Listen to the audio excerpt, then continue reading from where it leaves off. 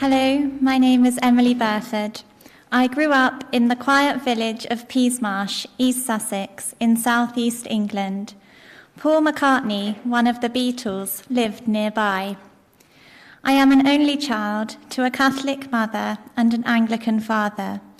My parents had prayed for a child for many years, much like Elizabeth and Zechariah in Scripture. My father retired at 62 when I was born and looked after me at home while my mum went out to work. We had our own little adventures, and I remember the sadness of leaving him when I started primary school.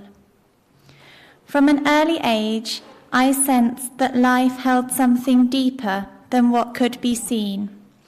Faith was part of our family, and it became more intentional when my parents decided to move house in the hope I could attend a Catholic primary school. I was 4 years old. My mum and I began attending Mass regularly, and my Anglican father joined us at times, even getting a job taking the offertory collection.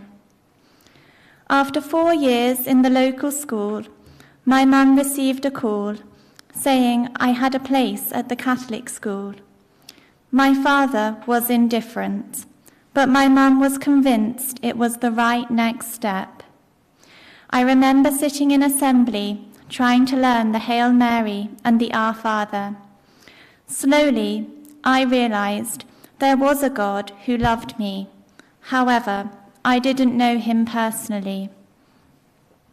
Shortly after joining the school, I made my first Holy Communion. I remember thinking, I think I'm going to be a nun. I pushed the thought aside and simply enjoyed being part of a parish where I felt known and loved. From the outside, we looked like a normal family, but it was my dad's second marriage, and my parents were beginning to struggle. When I was 13, my parents divorced. My family broke apart, and nothing could put it back together. I was heartbroken. Where was the God who loved me so much? I learned to ache quietly, smiling on the outside while breaking on the inside. As an only child, the loss felt deep. I often ran to the church to cry. It was the one place I felt safe and loved by God. I carried the sadness of my broken family and worried constantly about my father, who was now 75 years old. At 16, during my confirmation preparation, I began to question life more deeply. We did a meditation imagining Jesus walking into our homes. It was the first time I allowed God into the brokenness of my family. In the meditation, Jesus held my hand, and I didn't want him to leave. That moment made a profound impact. I wanted Jesus not only in my home, but also in my heart. That same year, I went on a school trip to the Vatican and saw Pope Francis. Even though my own family was broken, I realized I was part of the worldwide family of the Church. As I focused on my final years of school, the effects of my parents' divorce caught up with me. I lacked direction and didn't know what I wanted to do with my life.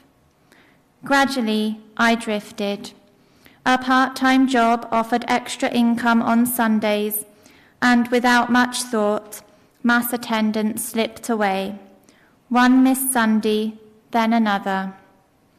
I told myself I was busy or tired, but really I was avoiding the silence where my questions about God and my family still waited.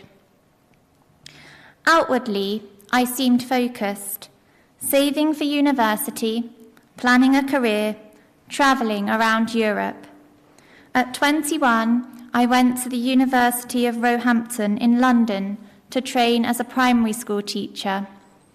I joined the chaplaincy at first, but as life grew busier, faith faded into the background.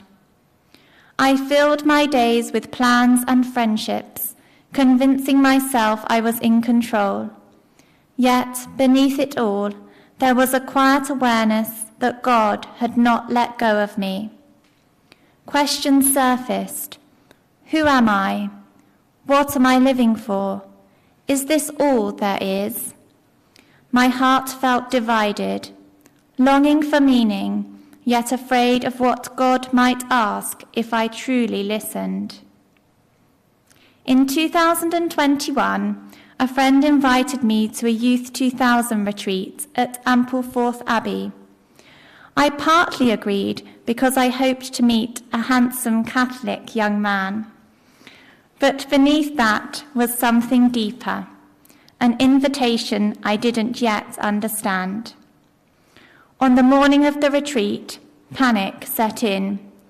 I cancelled my ticket and went home, telling myself there were 1,000 better ways to spend the weekend. Yet somehow, almost against my own will, I found myself back on the train.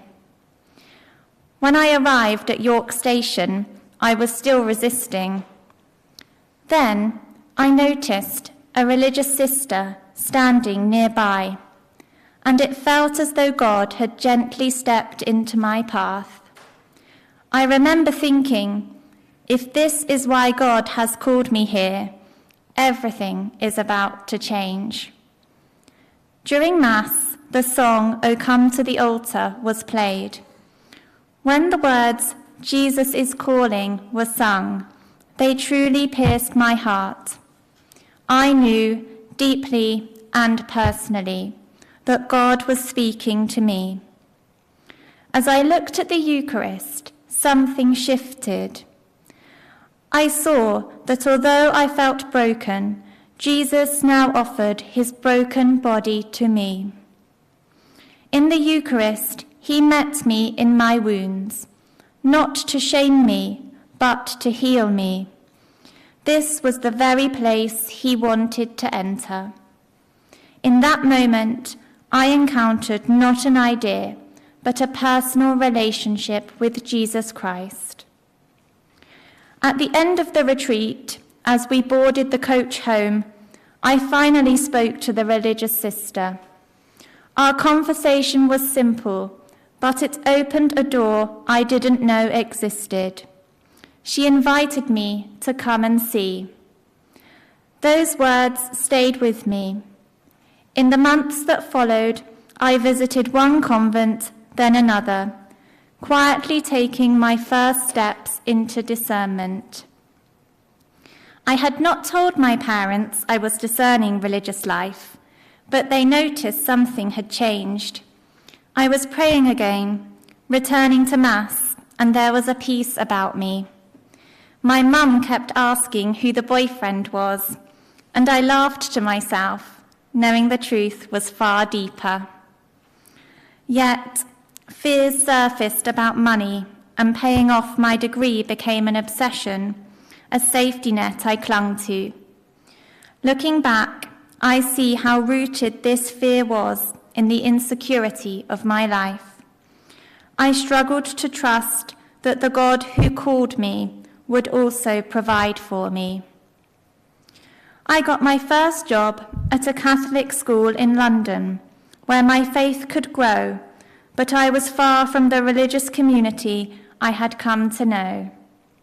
Eventually, I moved closer, and that brought great joy and hope. I truly believed that after some early formation and much time in prayer, God was calling me into religious life. Then everything changed. My dad died at the age of 88, and my heart broke in a way I didn't know was possible. He had been with me throughout my childhood, familiar and loving. Grief entered quietly and deeply. Once again, the ground beneath me felt unsteady. I knew that God was there in it all, reminding me that death is not the end. I knew my dad was safe and that one day I would see him again. I knew I couldn't enter the convent so soon after such a loss. I needed time to grieve, to be still, to listen again. I wondered what God was asking of me now. In that season of uncertainty, I came across Holy Family Mission online. I didn't know what it was or where it would lead, but something stirred in my heart. Once again, God was inviting me to take the next step. I resigned from my teaching job without having heard back from Holy Family Mission. I put all my trust in God, and that same day I received a phone call saying I had been accepted. I was going to Ireland. At Holy Family Mission, I am learning that God is not rushing me toward a destination, but patiently healing me along the way. I am growing in faith and maturity. I am discovering that vocation is not about achievement or having all the answers, but about becoming a whole person. The desire for religious life is still alive in my heart. Holy Family Mission has changed my life. It has given me joy, confidence, and an experience of life in community. I have made lifelong friends and met people who continue to inspire me on my faith journey. I now walk forward with peace and hope. My adventure with God continues. I am ready for whatever God has planned next, growing in His time and in His love.